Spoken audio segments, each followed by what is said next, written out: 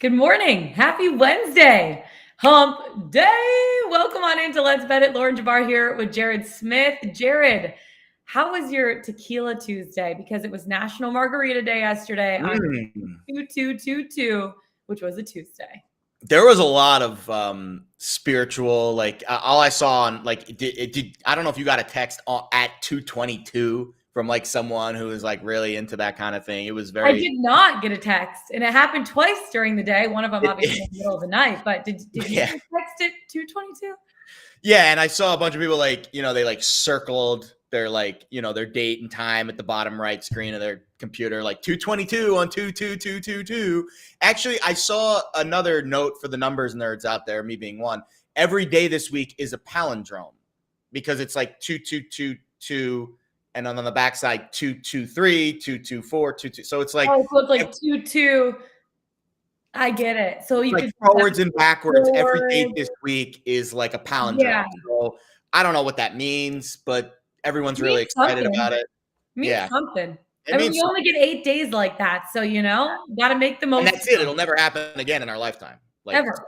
This is the one time. This is the 1 week. We're soaking it all in. The crossing of the nexus of the universe and the soul and the spirit all combining into one today. We're soaking it all in. Another guy that was soaking it in last night was head coach Dan Hurley. Margaritas for him. Getting ejected during the UConn game for pumping up the crowd. Given one of these boys in a 71-69 win over Nova. So let's play a fun game right now. Looking at all of the coaches in NCAA basketball, who would you give the highest odds to get kicked out of the game if we were betting on a head coach? Because I have my thoughts on this. I think, can we bring Bobby Knight out of retirement? Get him to throw a chair across. So I was thinking about this in terms of college basketball. Obviously, Bobby Knight's number one. But if you zoom out to the other sports, Lou Piniella is high on my list.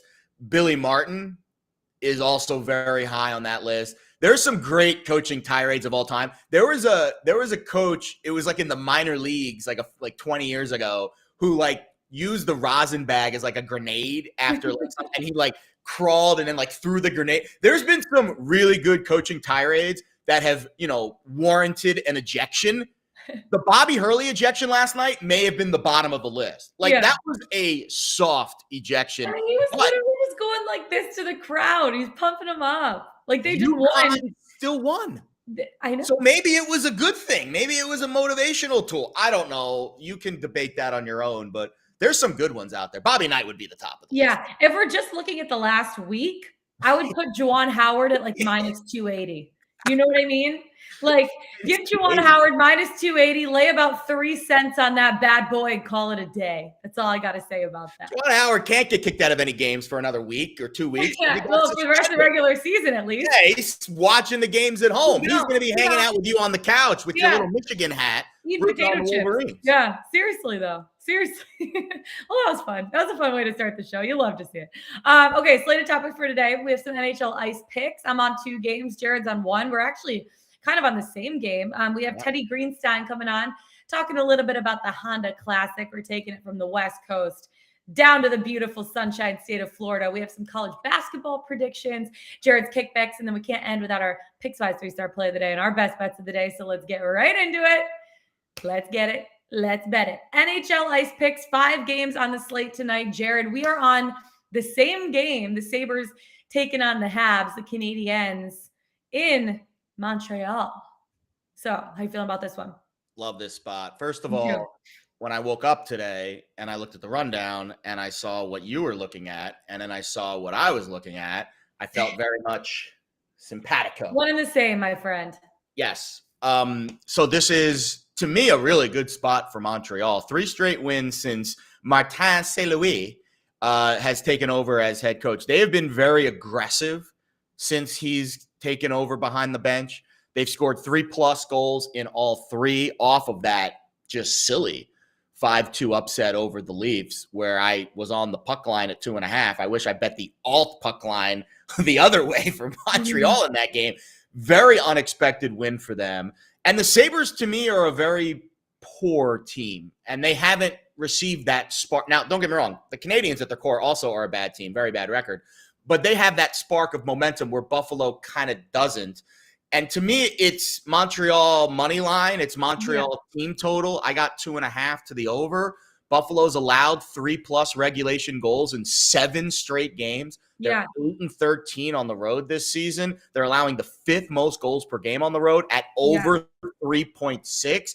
And if it is Dustin Tokarski, the starter for the Sabres in net tonight, I think it will be. Of course, we'll find out a little bit later. He is just brutal in the analytics categories. Minus 6.0 goals saved above expected this year. That's near the bottom of, the NHL starting goalie standard. So to me, it's Habs money line minus 105. And then I'm going to double down and bet on the puck line too, the regulation puck line. They have to do this. And basically they need 1 goal every period. And we'll hit this over 2.5 at minus 140. And I think you're going to be even more aggressive with Montreal tonight. I am going to be more aggressive. It is actually my best bet of the day. The Habs 3-way money line at plus 140. I mean, this is just a battle of 2 really bad teams, to be honest with you. The Sabres are 16-35 on the season.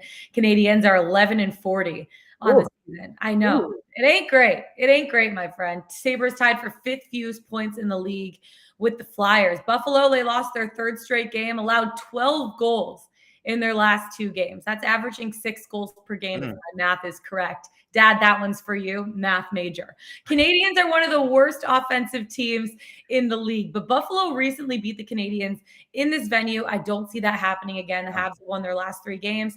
Andrew Hammond is in the crease. He could stabilize that position for Montreal. He just beat Toronto. Shouldn't have trouble against a weaker offense of the Sabres. And the Habs have scored 13 goals in their last 4 games. The Sabres have allowed 12 goals in their last 2 games. And Craig Anderson, not that great between the pipes for the Sabres. 3.07 goals against average against the Habs in his career. Now, the Sabres are 10-44 in their last 54 games following a loss of three or more goals. And the Habs are 9-3 in their last 12 games in this series. Habs all the way at home. Give me a baby. Give me all the Habs. Canadian. I'm glad you mentioned the last game against the Sabres when they lost 5-3 at home. That was the last game before St. Louis took over. So that was like, it's really hard to judge anything based off of that game. It's almost like BSL before St. Louis, ASL after St. Louis. And that was the game, that 5-3 loss that Montreal suffered.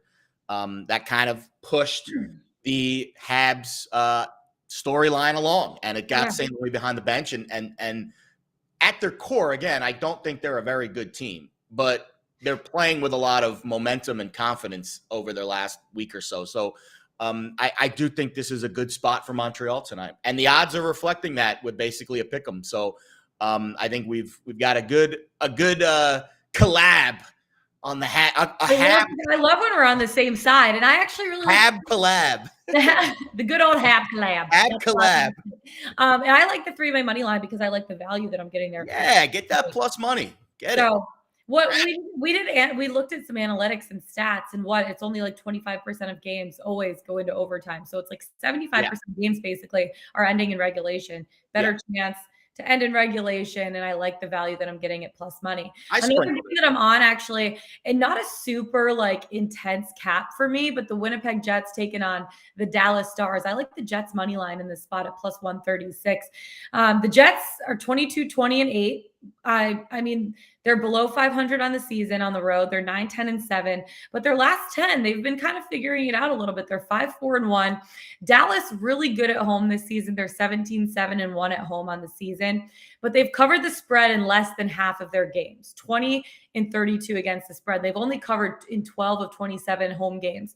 Now the Stars do have a 3-2 record over the Jets in their last 5 in this series between each other, but Dallas' last loss was to Arizona, one of the worst teams in the league. I think they're mentally going to be a little bit down about this one. They are going to want to bounce back, but I just think the Jets are in a better spot. They lost to the Flames. It was a tough fought game. They also want to bounce back from their last 2 losses. I just like the Jets in this spot. I have a feeling deep down in my heart that the Jets are going to come out in Dallas and show them what's up. This is the first game of a 3-game road trip. After this, I think they go to Colorado and then they go down to Arizona. So the Jets are going to want to start this 3-game road trip off strong. And I like that they're the underdog in this spot. Jets money line plus 136. I like the value there. You want to do a JETS chant with me? What is it? Do it with me. That's the JETS, Jets. That's the New York Jets chant that I used to be obsessed with. not quite anymore. The reason why I was looking at this game and I was looking at the Jets because my crazy theory about the NHL back-to-backs. Yes. The Stars play tomorrow night in Nashville. Mm-hmm. And the front ends, in my opinion, some energy. Can be a little tougher. You're trying, in my eyes, the Stars are like, oh crap, we got to get on a plane right after this and go to Nashville, which is an awesome city, but I'm sure they have different feelings on it than I do. Hey, they might start a little flat. That first period might be a little slow. We got to conserve some energy for tomorrow. And then bang, Jets jump on them. And then you're in front. You're playing from the front foot. So I didn't bet this game, but if I were to bet it, the Jets, because of that front end of the back-to-back theory, would be my lean. Lock it in. Let's lean on over to Florida. Talk about something that's pretty classic. The Honda Classic, as we bring in Teddy Greenstein, senior editor. Another classic. Good point. Another classic guy. Does that mean I'm old? What does that mean? Absolutely. That is a nice way of calling someone old, so we apologize. Vintage. Classic. Yeah. Vintage. Yeah, Teddy, how are you doing? Well, I mean, I hear all this Jets talk. Yes. And I know. I mean, it's a long one, but Jared, I feel left out. These are my people. Oh man, you got a great one. What? I know, it's old school, right? Can we trade one for one? I like yours better, man. That's this one's. I'm left out. Yeah, hey, there's room on the bandwagon, Lauren. Anytime, we'll take it. Hey, you know what? Anytime I want to leave my Lions fandom and come on over to another really bad team in the Jets, I'll let you guys know. Yes, we know your pain. Okay, so after many weeks on the left coast, the PGA Tour's Florida Swing is kicking off in Palm Beach, Garden, Florida. A lot of notable names from the European Tour. First of all, let's look back at the Genesis Invitational, Teddy. Did the public have any big wins over at PointsBet in the Genesis Invitational? Yeah, Lauren. Colin Morikawa hadn't played in a while, so people were excited to bet on him, and he played great and nailed the top 5. Rory backdoored to top 10, so he certainly took a little ding on that. JT also top 10, another big name. People love to support him. And we did take some pre-match action, as the Aussies like to call it, pre-match, on Joaquin Niemann at 60-1, but nothing that's going to cripple the book. So I'd say overall it was a good week. Yeah, I saw a few people on Joaquin, some of the gambling Twitter golf cappers sniffed that one out. Very good call there. That is an interesting place to start, I guess, because he is in the field again this week. He's playing great. There's another Chilean. I don't know if either of you have ever been to Chile, but I've heard it. I want to go. Yeah, it's gorgeous, and everyone's talking about it now because of Niemann. So Mito Pereira is another Chilean in the field this week. Niemann, Pereira, I saw them in a matchup this week, but I'm more curious, what is your vibe when a guy like that wins a title who hasn't had a ton of success? He's had some success, not a ton of success.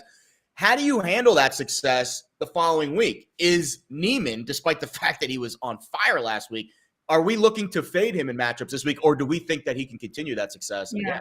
It's a great question, and it's just so dependent on the golfer and then the course, because guys, as you know, so they're shifting to Florida. These are Bermuda greens. It's a different type of golf in some way to them. Plus, in this case, we're looking for the grindy guys now. We're looking for the guys who can avoid the water, because this PGA National has water on 15 of the 18 holes. So, length is not very important. Accuracy matters. Looking for bogey avoidance and double bogey avoidance, and guys who know the drop rules, because there'll be a lot of like, okay, what was my line, and how many balls and all that kind of stuff. So, last week I threw a little top 10 on Sahith Theegala. That didn't come through. Obviously, he had played so well at Phoenix. I know Harold Varner had that great victory a few weeks ago, made like a 90-foot putt, and then the next week he missed the cut. So in general, I would think you fade these guys just because they're going to be busy and distracted and, maybe drunk for a couple of days after a big win. He's also like 23 years old. If I was 23 and I had won a tournament, what was that? His second win, I think. Yeah, I'd be doing some crazy stuff. I'd be having I wouldn't be focused on the next week's tournament right away. Exactly. So maybe the younger the player, the more you fade him the next week. Yeah. Teddy, you talk about bogey avoidance. That's what I try to do, because I mostly hit triple bogeys quadruple bogeys even sometimes. So God, I wish I was trying to just have bogey avoidance when I'm playing golf. Exactly. We're trying to avoid the quads. Yeah. What'd you say? We're just trying to avoid the quads. Avoid the honestly, though, I'm just trying to hit it straight. To be honest with you, I don't even know half the time. Another guy that's going to be avoiding bogeys, Soon JM, is favored to win. He won in 2020, right? Do you ever pick golfers in non-majors to win the course again? Yeah, I mean, with Sung Jae Im, you got to look at this. Justin Ray, he's the amazing kind of statistician, brainiac. He does a lot of work for the PGA Tour. Yeah. He has analyzed the best Florida players over the last 40 seasons. And some of these names won't surprise you. We see Greg Norman and Tiger, Bryson, Justin Thomas, and then Sung Jae Im. Sung Jae Im has gained 1.8 strokes on the field per round. So obviously he has a great record at this event. And he clearly putts well on Bermuda. So you can't avoid him this week. He's the favorite. I'm sure he's going to be hyper popular in top 5 and top 10 plays. Guy I'm looking at, and I put it on the rundown last night. I woke up this morning. A lot of agreement with our picks today. Lauren and I were on the same hockey side today.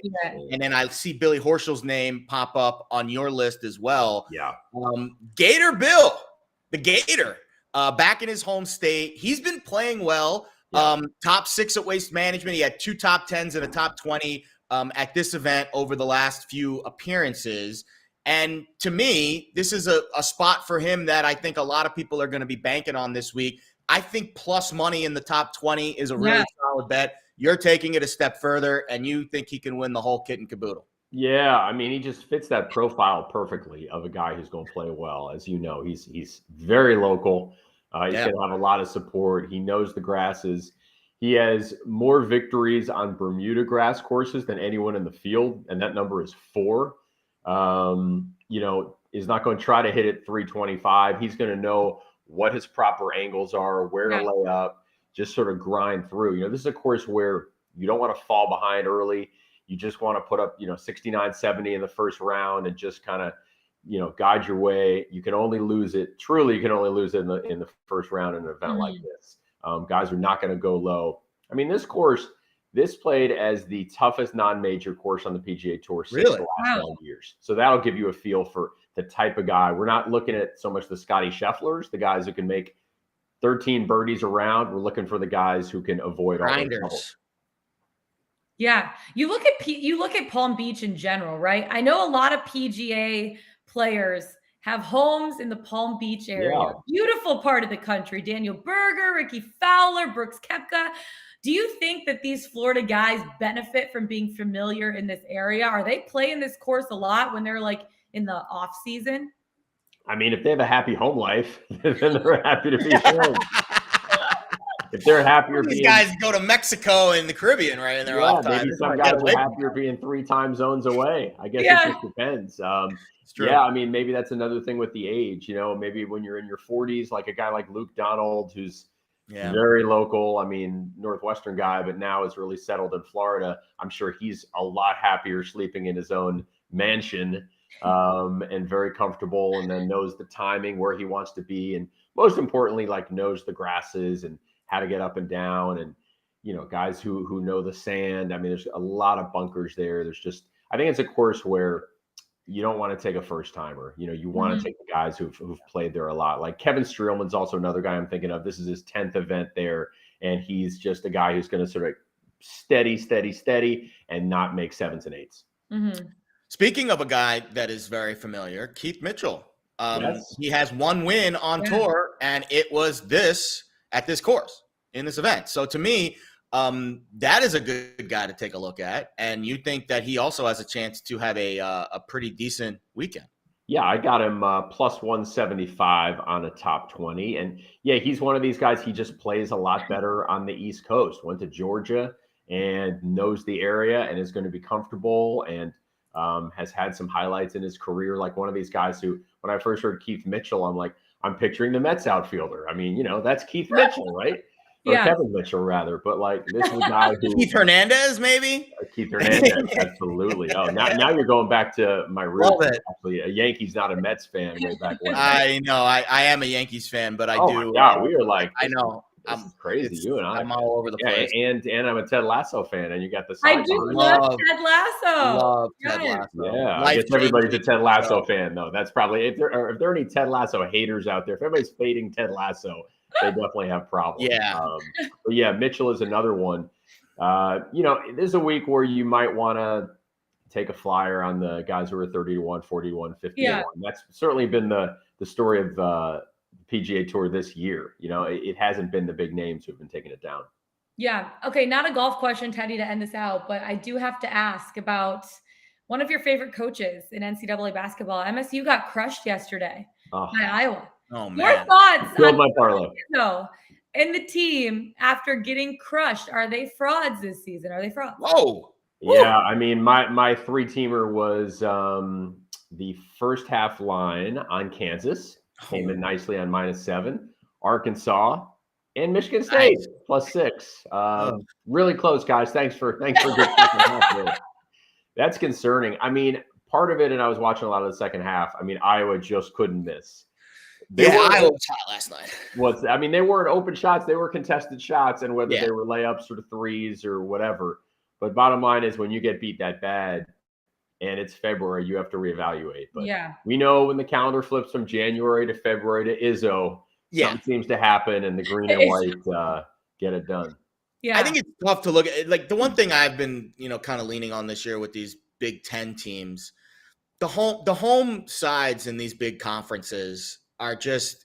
Sometimes it's an avalanche because you get comfortable and then you just make all your shots. Yeah. And these games, these atmospheres in the high major gyms are insane. Yeah. The low major gyms, not so much. I value a little more road teams to go on to, like in the MAC, or the crap conferences that aren't really big atmospheres. But man, at Carver Hawkeye, that thing just gets rocking, man, and it rolls. And I think in these high major gyms, the road teams, I think we look at them a little differently, where I don't really hold it against Michigan State that they went there and just got blasted, because they're going to play all their March games in a neutral gym, and it's not going to have those same vibes. So I wouldn't overreact too much to that game last night. Yeah. I mean, I just real quick, I just remember, I was watching over the weekend, Iowa, Ohio State. Yeah. And I thought we were going to get regression to the mean with the Hawkeyes, and instead this team is absolutely sizzling. So that's what we saw. Yeah, they can get sweltering from outside, no doubt. Yeah, a lot of things going on with coaching too. Dan Hurley getting ejected yesterday for pumping up the crowd. We have Juwan Howard suspended for 5 games. How about the end of that UConn game where I felt lucky to get the push, but then unlucky not to get the win, right? Not officiated very well at the end of that game. I thought it was fine. Great call. Absolutely. Teddy, we appreciate your time. Thank you so much. Hope you have a great Wednesday, and we'll see you next week. Go Billy Horschel. Exactly. Gator Bill. Some of that. Gator Bill. Gator Bill, get her done. Gator Bill, get her done. Perfect transition to college basketball, because we had already started talking about it. Couple big games going on tonight. One of them, Duke taking on UVA, and they just saw each other a couple weeks ago. It was basically a buzzer beater. Reese Beekman hitting 3-pointer with like 1 second left. That game was nuts. I know. It's crazy. Duke has won 4 straight in 9 of their last 10 games. Their one loss, obviously, was that game against UVA. What are your expectations in this one? Yeah, I think Duke at home's a pretty decent spot. Or actually, they're on the road here. Duke on the road's been good this year, as I was trying to say before. I tripped up my words. 5-3 against the number. And it's a revenge game. Do I like laying on the road? As I just said, these high major gyms can get a little bit frisky. No, but I would not play Virginia here. I know. They're not going to sweep Duke. That's not going to happen. So the question is, how much do they win by? I can see them keeping it close. Virginia plays that super slow tempo. They defend their asses off. But to me, Duke is a very young team. They're an aggressive team. And I think they will circle that Virginia game. They will watch that tape, and they will be more prepared for what they saw in the last game. So to me, it's Duke or pass, but officially no play. Totally. I'm willing to lay the points on the road, and I actually have. I'm in on this game. So each of the last 13 games between the two have been decided by 10 points or less. 6 of the last 8 have been decided by 1 or 2 points. So this is going to be a pretty close game. But honestly, you look at the last time that they played, and Duke just made a lot of mistakes. They had like 15 turnovers. They were playing sloppy. They usually average under 10 turnovers a game. They also shot the ball terribly. I think it's going to be a cleaner game for Duke, and that doesn't necessarily favor UVA, right? Like a lot went right for UVA in that last game, and a lot went wrong for Duke. Now, the last few games, Duke is regrouped. They have great length. They have quality three-point shooting right now. They have enough depth to handle the 40 minutes against a strong UVA defense. I think Duke will roll at least a 10-point win as they gear up for tourney play in this game. 10-point win. I think so. Bold predictions, baby. That is a bold prediction, considering you just said that. How many games in a row have been decided by less than 10? I know. 13 games decided by less than 10. I think this is going to change it. All right. Change the stats. It's going to happen. Another big game going on tonight, LSU taking on Kentucky. I'm leaning Kentucky, laying 7.5, but I want to get your take on it. Yeah, Alex Glaze would not be on LSU. I know Will Wade is still in the doghouse. So if Alex is watching or listening, I agree that this is not a good spot for LSU in Lexington on the road against the Kentucky team that I don't want to say that they're going to be mad or angry because they're coming off that win over Bama, but prior to that, they got spanked pretty good in Knoxville. And I think this is a Kentucky team that is going to be very dangerous down the stretch. Oscar Tshiebwe is, to be honest with you, I hope he has a really crappy game because we've got that Johnny Davis Wooden Award bet, and Tshiebwe I think is really the only competition for Davis right now. The question is, how healthy is Ty Washington? He didn't play against Bama. Probably, maybe plays tonight. I don't know. The injuries with college basketball are impossible to figure out. If there's someone out there in Lexington land that has any information on Ty Washington, my guess is that news will impact this spread dramatically. Again, did not play in that win over Alabama. Didn't matter. Kentucky scored 90 in that game. Yeah. And they shot it incredibly well. They shot 64% from three, 9 of 14. They will not shoot 64% from three tonight. Yes. I'm very confident in that. But in my opinion, I do think Kentucky is a very dangerous team, and I don't think LSU has the horses offensively to keep up. But I think that Ty Washington news will be very impactful. Yeah. I mean, Kentucky has been great at home this season, 16-0 on the year. They've outscored opponents by 23.5 points per game, which is pretty incredible. And they're outscoring SEC opponents right now by 16.4 points per game in their league home games. LSU only 3-6 on the road, including a 9-point loss to Vandy, a 9-point loss to TCU, a 14-point loss to Tennessee. Kentucky is better than those teams, especially at home, right? And they have revenge on their minds. They lost to LSU earlier in the year. Oh, yeah.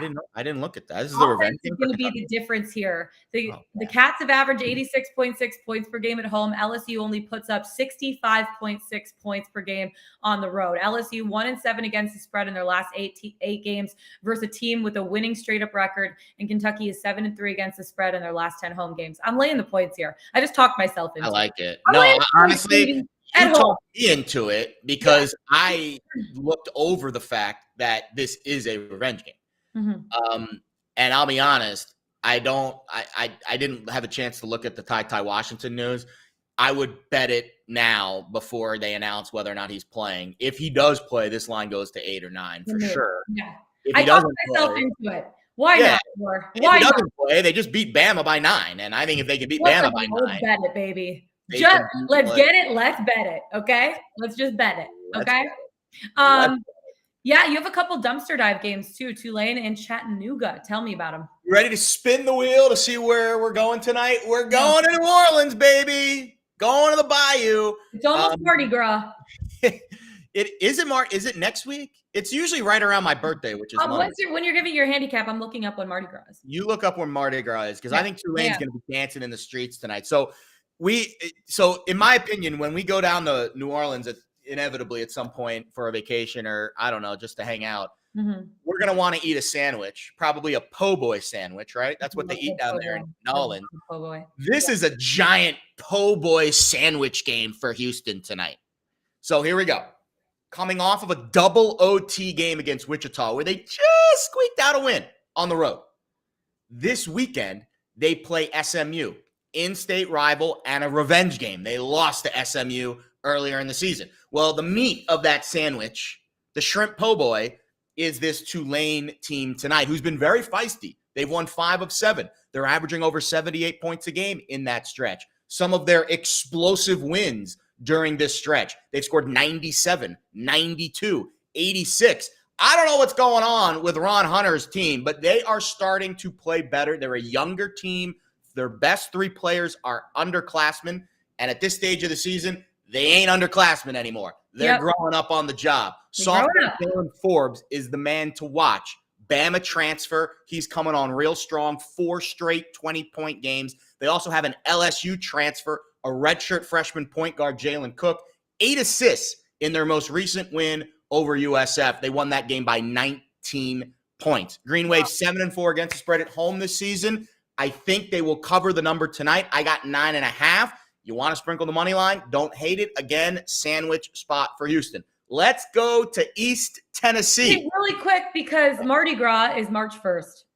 That's amazing. That's 7 days from now. Fun fact. So things are going to be popping on Bourbon Street. Popping. Love this Tulane squad. Home dog, sandwich game, shrimp po' boys. Go eat it. Yeah. Chattanooga at East Tennessee State tonight. Tremendous mascot name, the Mocs. Well, the Mocs can do something very impactful. Mock, by the way.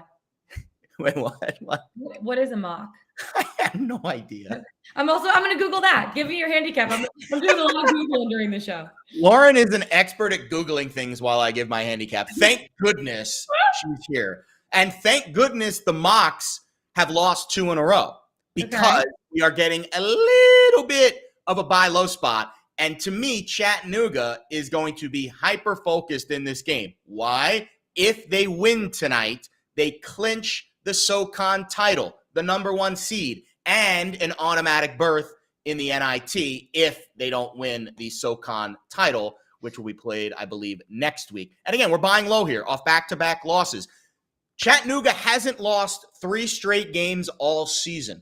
I don't think it's going to happen tonight because they're facing an ETSU team that is really sputtering down the stretch. They've dropped 7 of 9. Now, one of those wins was over Furman, who's really good, but they really struggle on defense, this Bucks team. Last in the conference in defensive efficiency, last in the conference in offensive rebound percentage, and last in effective field goal percentage defense. They give up a lot of points.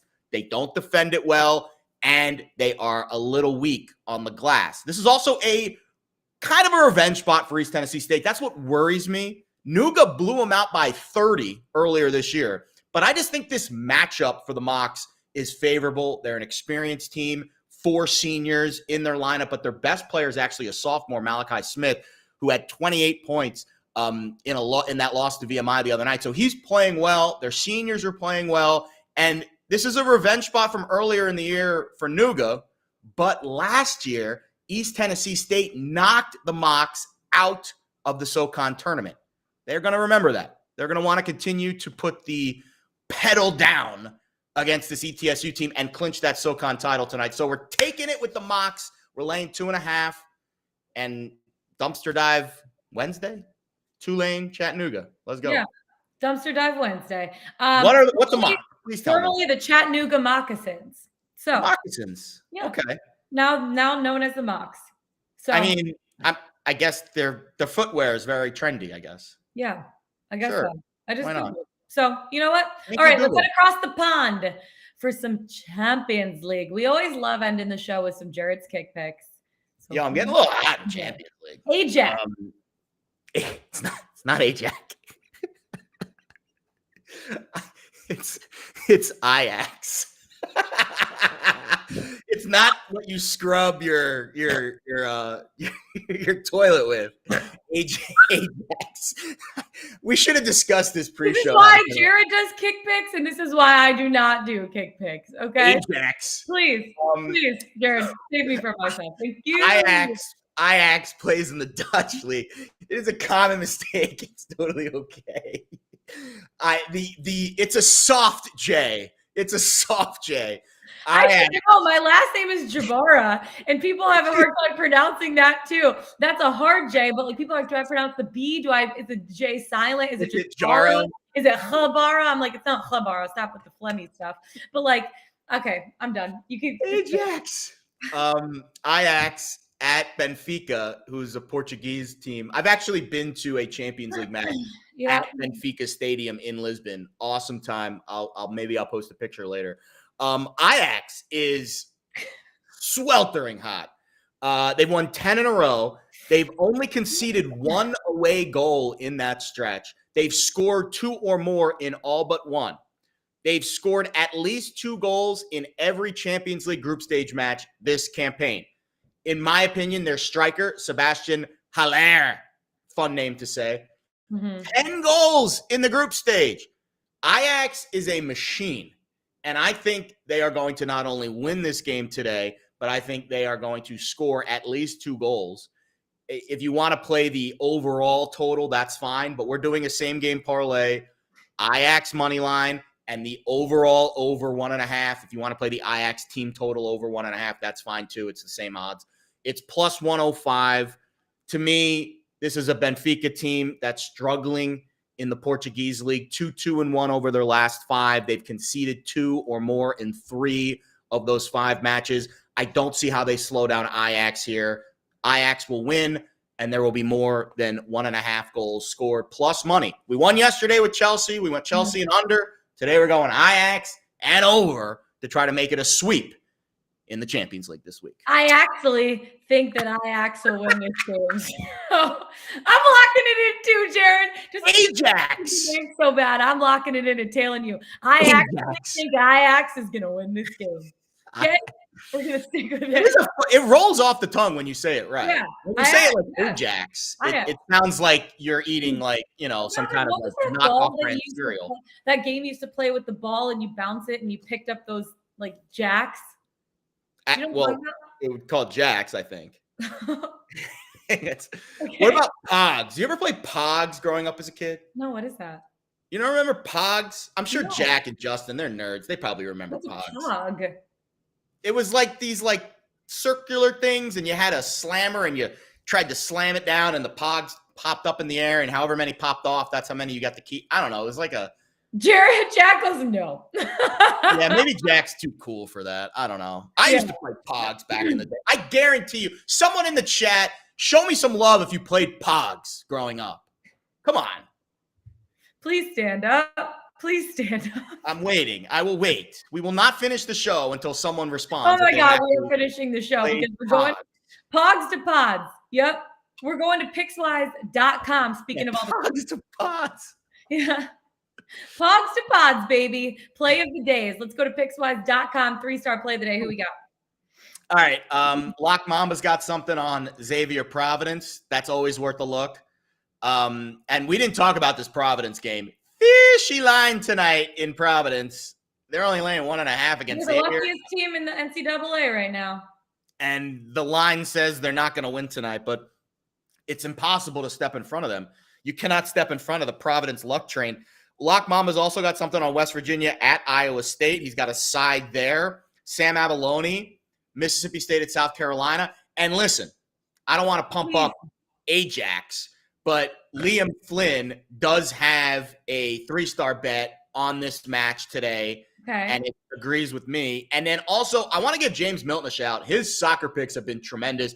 I hope we're going to have one of these soccer dudes on the show soon to talk about EPL. He is betting. There is EPL happening today. I didn't bet it. It is Liverpool and Leeds. He has a 3-star same-game parlay on that match. So we've got, I count we one. A lot of 3-star plays today. Go to Pickswise.com. Check it out. And I know we had a question in the chat about that Providence Xavier game. Go to Pickswise.com. Check it out because it's a 3-star play. Only the best for our viewers. Only the best for you guys.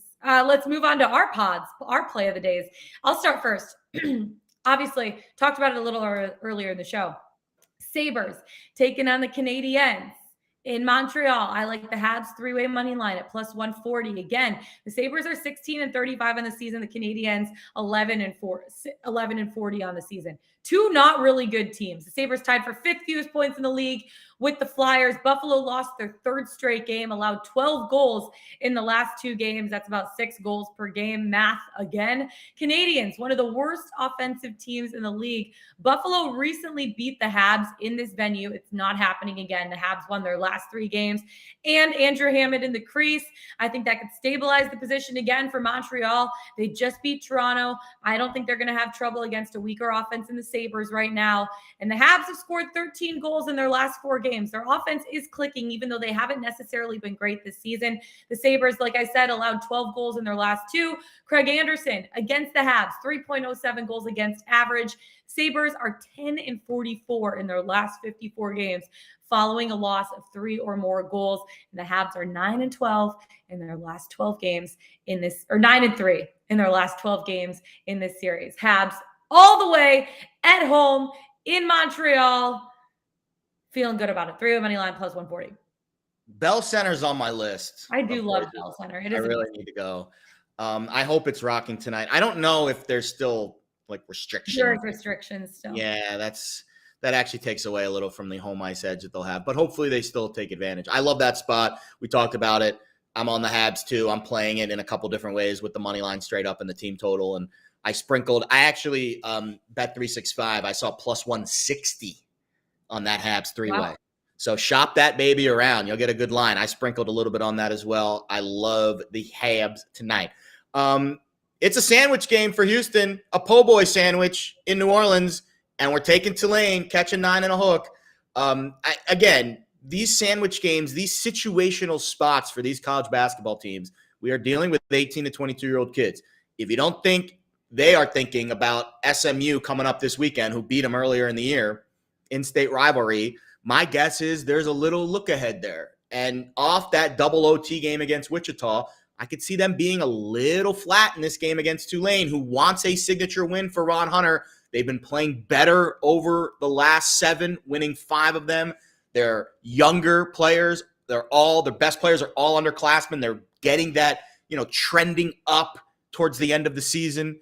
And again, I just think this Green Wave team has been playing a little bit better than their numbers have indicated. 7-4 against the spread at home this season. Ron Hunter, again, has done a really nice job with this team, this very young, inexperienced team, getting them to a point where, hey, maybe they can win a game or two in that American tournament coming up. I believe it's either next week or in 2 weeks. But I think tonight they can keep things close against Houston. And don't get me wrong, Houston's a top 10 team. They're a legit Final Four, Elite 8, Sweet 16 kind of caliber roster. But I think this is kind of a look ahead for this Houston team. And I think Tulane can, bite up and grab them tonight. So hopefully it's a sandwich game for the Cougs. And hopefully Tulane's eating them po' boys down there in New Orleans tonight. So we'll take Tulane plus 9.5 play of the day. Tulane celebrating a win and Tulane celebrating Mardi Gras all in the same week. You love to see it. That's it for us today. Find us on this Pickswise YouTube channel. Find us on Spotify. Go to Pickswise.com. Follow us on Twitter. Jared Smith. I'm Lauren Jabara. Best of luck tonight, guys. We'll see you tomorrow. Have a great night. Happy hump day. Let's get it. Let's bet it.